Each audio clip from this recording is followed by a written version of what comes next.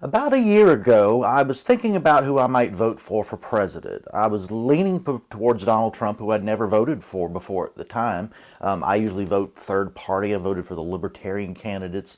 I hadn't voted for a major party candidate since 1996 when I was a teenager. It was Bob Dole, and my preferred guy, Pat Buchanan, told me to, too, and I was a young guy, and that's what I did.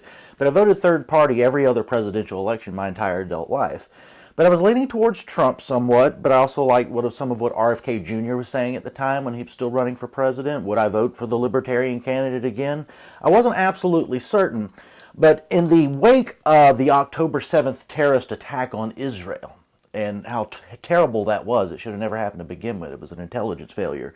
And then the retaliation for that, all the bloodshed and killing in Gaza, I was thinking, this is being fueled by my taxpayer dollars. I'm paying for all this murder and mayhem and violence over there, and no.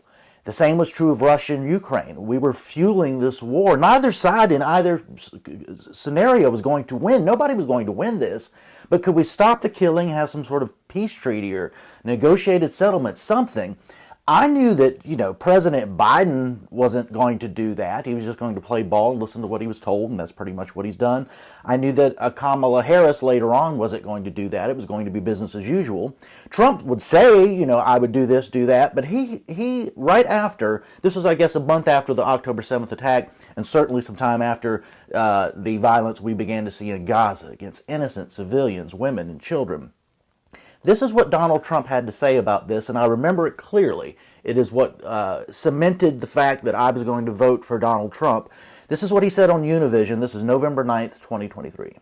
It's very hard.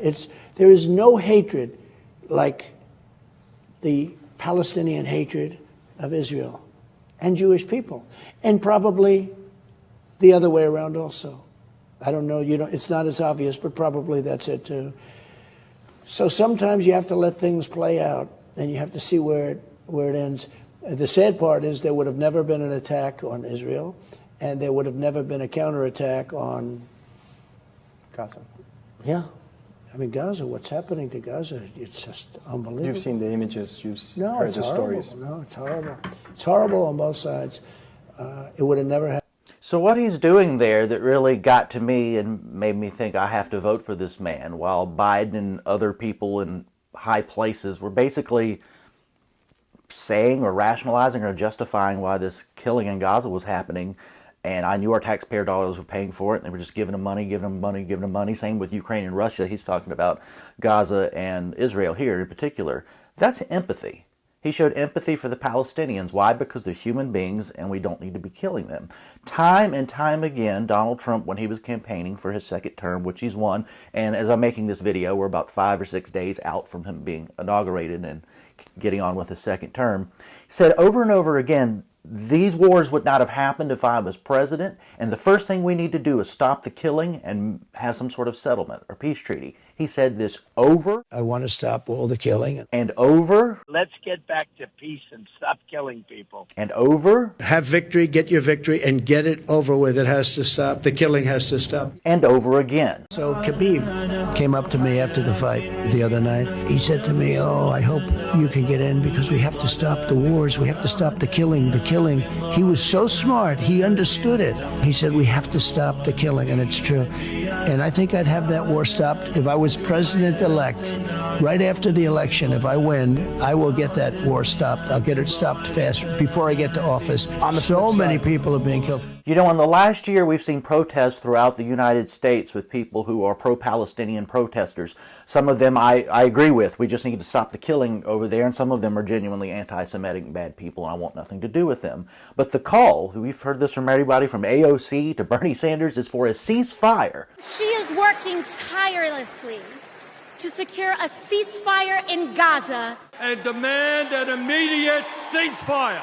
We need a ceasefire. Well, as I sit here, 5 or 6 days out from the inauguration of Donald Trump as president for his second term, in the news is the fact that he has sent an envoy to Israel. There is a deal in principle for a ceasefire, for the killing to stop, and that's what he promised. That's what a lot of people wanted, and he said he'd do it on day one. He actually lied. He's doing it on day -5 or -6. He's doing it before he gets there. But I just thought it was worth noting, and there are other reasons I did vote for Trump for the first time in 2024 that I could get to in other videos or in other places. But I did want to point out the thing that made me want to say, yes, this man's getting my vote, is the empathy he showed for the people who were dying in that region. In that one video, he said it much more later on, and that he thought that mattered. That's the human reaction.